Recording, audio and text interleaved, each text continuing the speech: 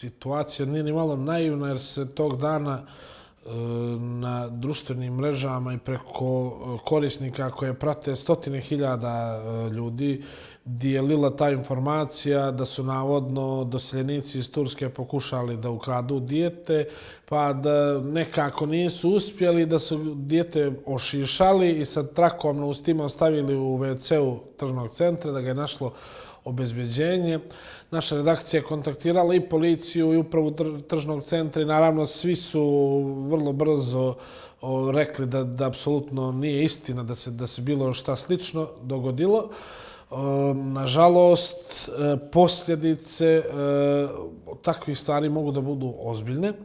Prije svega stvara se nekakav negativan odnos prema doseljenicima, šire se ti antimigrantski narativi, onako neki nacionalizam se budi, što može da bude jako opasno. Tu se nadovezala i priča na sve to da ljudi su anketu koju sprovode Monstat i UNICEF obilježili kao da UNICEF evidentira djecu po Crnoj Gori kako bi na kraju ta djeca isto bila negdje odvedena. Takav je bio narativ. Fotografisali su anketare. Znači, u suštini evo postoji mogućnost da to čitavo istraživanje sad bude ugroženo zbog takvih narativa i niko nam ne garantuje da na bilo koje sljedeće istraživanje neće ljudi da napadaju anketare zbog takvih narativa jer misle da dolaze kući da im odvedu djecu ili šta god.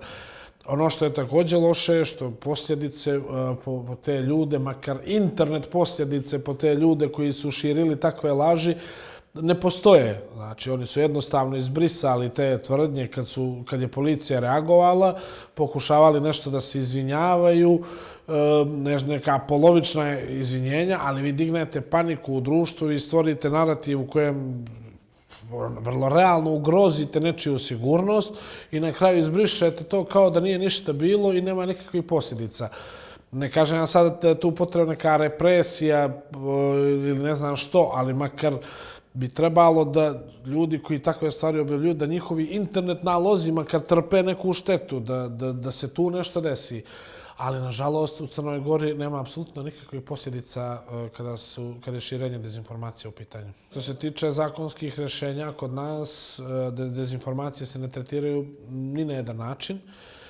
Niti se mreže društvene koje koriste, znači od uzrasta od 6 do 166, niko ne kontroliše sadržaj tamo, niko ne gleda šta se tamo radi i onda jedino kad dođe do nekog onako tragičnog događaja, onda se malo ljudi i institucije pomjere, ali nažalost mi nemamo ni zakon, ni zakonske mogućnosti da tretiramo bilo kakve dezinformacije, niti medije, niti pojedince koji šire dezinformacije, bilo da oni to rade slučajno ili iz neznanja ili da to rade vrlo namjerno i usmjereno protiv nekoga da zastupaju neke političke narative, nacionalističke, ne znam kakve. Posljedica, opet ponavljam, nema. Antimigrantski narativi, lažni, nisu od juče baš prisutni u Crnoj Gori, ali sve zavisi od situacije. Kad smo jedno vrijeme imali onaj talas migranata koji su prolazili kroz Crnu Goru, bilo je takvih situacija gdje se izmišljalo da oni rade svakakve stvari kroz Crnu Goru.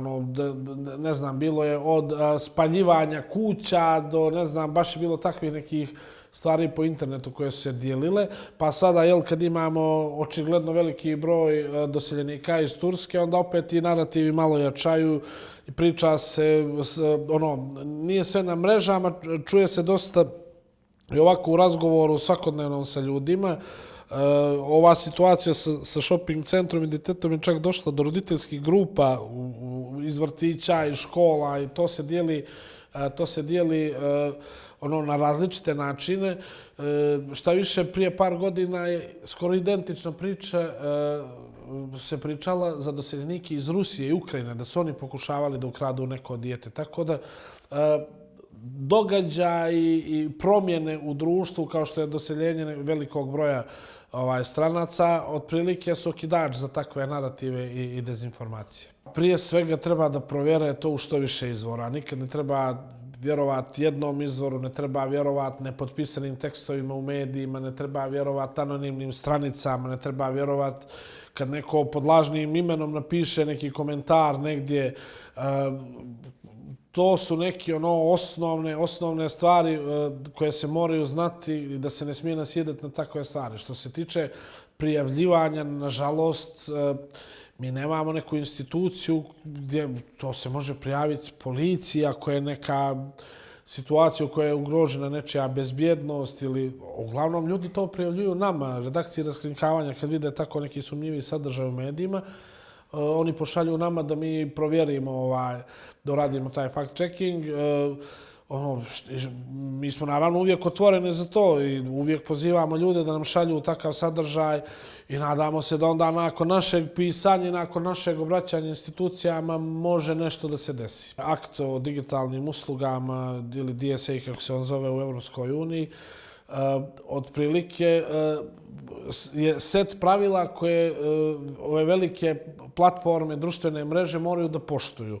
Znači nije ni cenzura, nije ni to brisanje nekih stvari sa interneta, ali jednostavno govor mržnje, takve neke opasne dezinformacije, plaćeni oglasi, prevare koje vidimo po društvenim mrežama, politički oglasi, sve bi to bilo dosta bolje regulisano. Tako da mislim da je krajnje vrijeme da krenemo da usvojimo to. Bukvalno postoji već napisan zakon u Evropskoj uniji koji bi trebalo adaptirati za Crnu Goru. Ništa kod nas što se tiče online prostora i dezinformisanja nije regulisano zakonom. Može da radi ko šta hoće.